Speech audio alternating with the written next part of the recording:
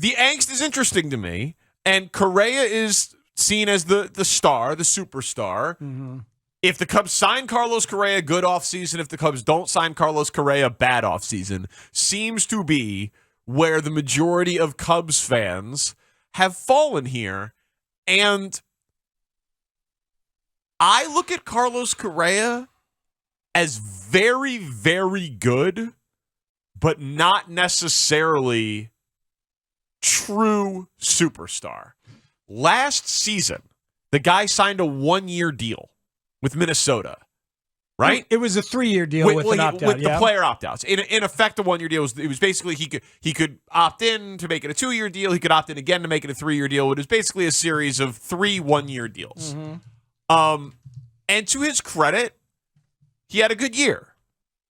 You know, he was an OPS plus of 140, and he played 136 games. He had a good year.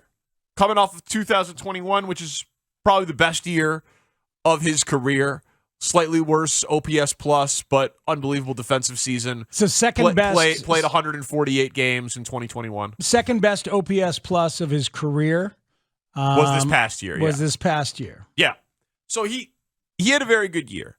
But part of the reason why he didn't get the super huge contract before last season was because teams were really worried about his back.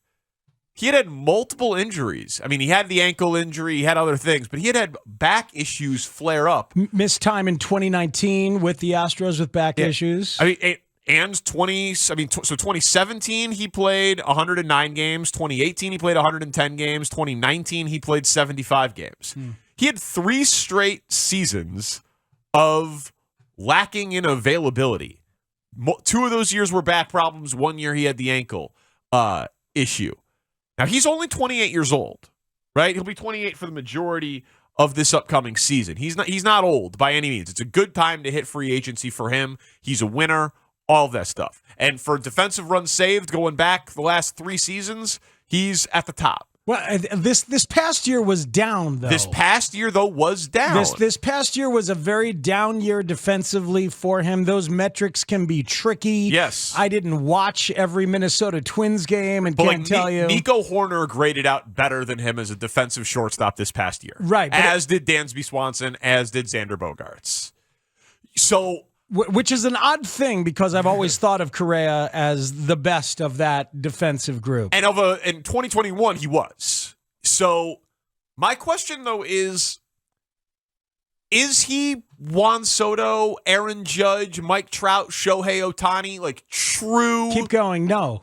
True superstar? I say no. I think your point is valid. He's not Machado and Harper, who a few years ago at age 26 were gettable for superstar prices. So then is it possible? And I don't think this is me making excuses for them because I would like them to sign Dansby Swanson. Well, look, you've had this thought about Correa from day one. Like I always wanted Trey Turner. I thought Trey was the best of the bunch. But you brought this stuff up about Correa right away. You don't necessarily believe he is superstar caliber. It doesn't jump off the page to me. When people talk about him, they're like, well, he wins. Well, he spent his whole career in Houston. And they talk about intangibles. Yes, it cheats. Well, so they cheat and they win, and he's surrounded by a ton of people in an offensive ballpark, and the guy's never had more than 26 home runs. He's got one of the greatest arms in baseball. Yes. As a thrower of the baseball, you're like O'Neal Cruz at shortstop and then maybe Carlos Correa. And the Cubs do not have a ton of swing and miss arms. So having a great defensive infield up the middle specifically is a very attractive thing. So if you think you're getting the best defensive shortstop in the game, that's obviously a very valuable thing. But is it going to age well if the dude has back problems? Is that the guy you want to sign the 10-year deal to if it's back problems? Back problems do not go away, even though for the last 2 years they've largely gone away, but they were, definitely a concern just before last season. And I know that part for a fact, by the way, that before last season, there were back problem issues among the industry, which is why his agents were having a real hard problem signing him to the super long deal before last year. So I just... So if you look, if they signed Carlos Correa tomorrow, I would obviously celebrate it because I think he's a top 20 player, but I don't think he's a top 5 player. And when you add in injury risk, that's not the guy to me that I'd say I want to be the highest paid player on my baseball team for the next 6 years. There's a lot of opportunities for kind of whataboutism here in the conversation. But I want to stay on Correa. And we can throw open the phone lines if you want. Yeah, 312-644-6767. Like, Juan Soto, you do it. You do it and you don't think twice. Aaron Judge, you do it. Even though he's older. When Sahadov Sharma says, yeah, they just were never going to be on Aaron Judge, there's part of me that's like, why were they never even going to have that conversation? Why would you? That dude can play center. He can play right. Obviously, he can play left. Everybody has a DH now. Yeah. That guy's going to hit 40, 50 home runs every year for the foreseeable future. For the foreseeable future, just period. He's just that guy. Yeah. I mean, maybe it was just simply that the industry, they knew that the Yankees were in at 360 and, that he took less money to stay in New York. So if he took less money to stay in New York... Right, if the Padres offered $400, he took less money to stay in New York. So maybe they knew they didn't have a shot. So you don't have a shot. Well, right. and this is where the whataboutism is coming up in me. It's like, well, why didn't you give Turner that money? Or why didn't you give Harper or Machado that money right in the middle? Because they had already given the money to Darvish, and that thing blew up, and Brandon Morrow blew up, and Tyler Chatwood blew up. That year, that offseason killed him. Well, right, and because like when Crane mentioned the trade market, it scared me a little bit because I think it's a little early to do that. I think it's a little early in this cycle of competitiveness to trade 2 or 3 prospects for the superstar. When you're the Cubs and you should be able to just sign the best player, supplement it now with money, and then you trade your prospect capital when you're plugging a hole. Right. We need a third starter. Oh, we need a closer. Oh, we need a third baseman. Like we need a catcher. Whatever it is. Well, certain ones, it's a little early to know how those prospects are going to shake out. But like the sooner you know which of those guys you want to keep and plug in and which of those guys you think are not gonna pan out and you can be smarter on your guys before other people are. Yeah. That there's value there.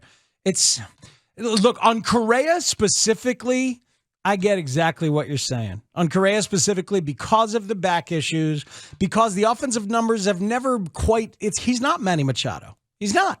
An OPS plus of 140 is obviously great. Like, he's obviously a great player. And it would be the best on the Cubs. Zips, the Fangraphs projection system, has him at a 130 OPS plus for this coming year. That would be far and away the best on what this Cubs season that just happened. So he would be your best player. Yes, he would. And again, so like I feel like what's going to happen here is if the Cubs do sign Carlos Correa, people will be like, Parkins, you can't even celebrate it. You didn't want Carlos Correa.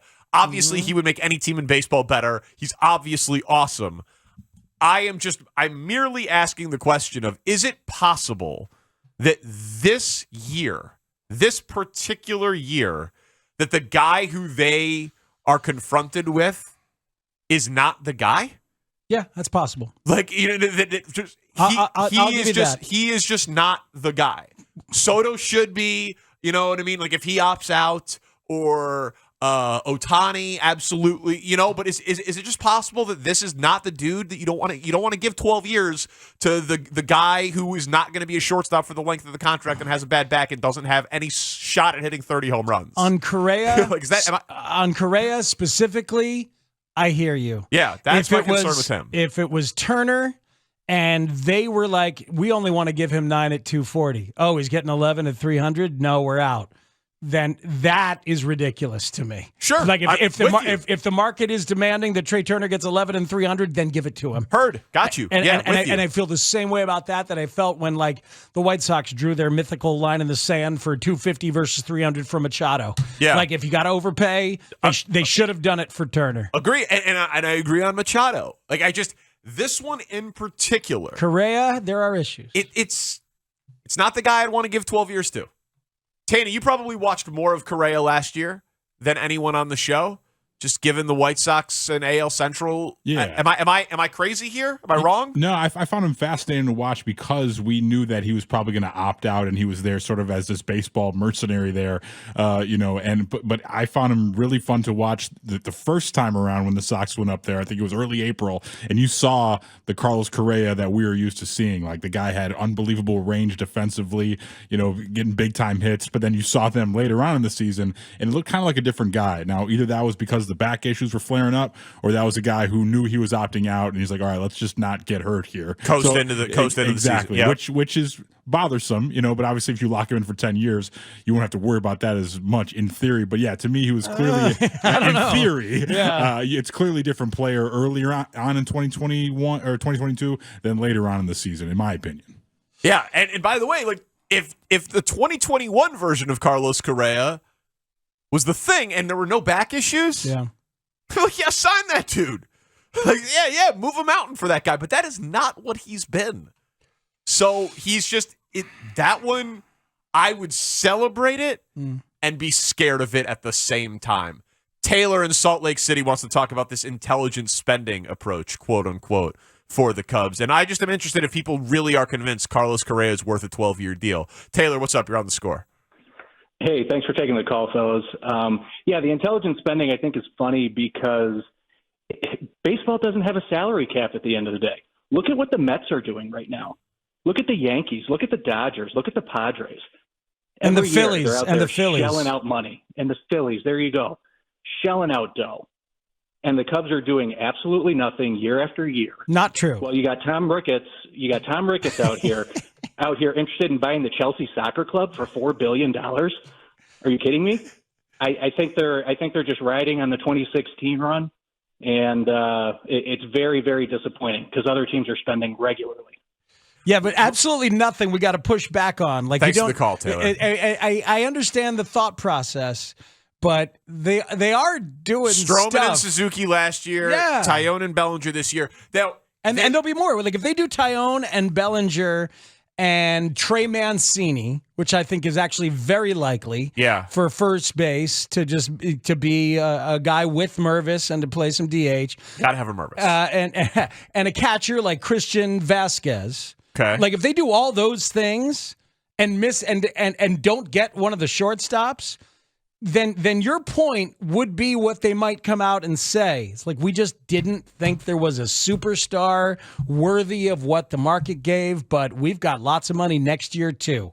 And once we find our guy, we will dive in on said superstar. Yeah, and listen, that's not going to be fun to take. Like, that's not going to be something that fans will like. It's not going to be something that fans should celebrate. And texters saying, well, wait, Parkins, I hear what you're saying on Correa, but then how do you justify retroactively going back a couple of years and them not spending at the top of the market those years? I think what happened was they got caught in their post-2016 core of hanging on too long. They waited too long on all those guys. And then the farm system wasn't good. And it was like, well, so what would the point have been of spending on a $300 million player on the team 2 years ago? Yeah. Why win 74 games with Bryce Harper when no one else in your farm system is any good? Yeah, they stayed zoomed out. Like, I've gone down that road a bunch of times. They realized that they had slept literally on their minor leagues and scouting, so they revamped it with the director of hitting, director of pitching, and they're a much healthier thing right now. Yeah. And they waited too long, and their core didn't sign any of them, and then ended up having to trade all of them and give up on all those guys. Like, maybe I'm a sucker, but like if this year's free agent class had a Juan Soto or a Manny Machado or a Bryce Harper, I think the Cubs would absolutely sign those guys. Not all of them, obviously, but you know what I mean? Like, what one of those dudes. I absolutely think they would go out and get him. And by the way, I can't really reconcile this with Ken Rosenthal going on Marquee and saying the Cubs were going to sign one of the four. Like, they clearly put it out there. I think it's the Bogarts one that blew up the market. So you think it was they were worried about Correa's back.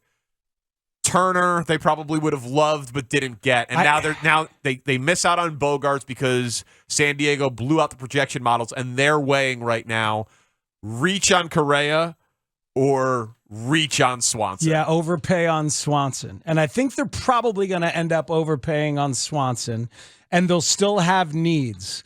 But the Swanson deal will be shorter than the Turner and shorter than the Bogarts. And the Correa. Probably. And Swanson, playing every day matters, man. If you're going to sign dudes to these huge contracts, he played every day in the COVID season. He played every day but one the year after that, and he played every day last year. The guy's missed like one game in 3 years. Yeah.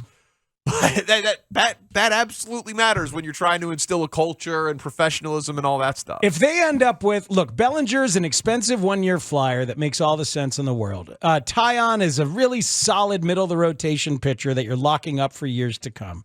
I think it's going to be Mancini to pair because you need a Mervis, as you're saying.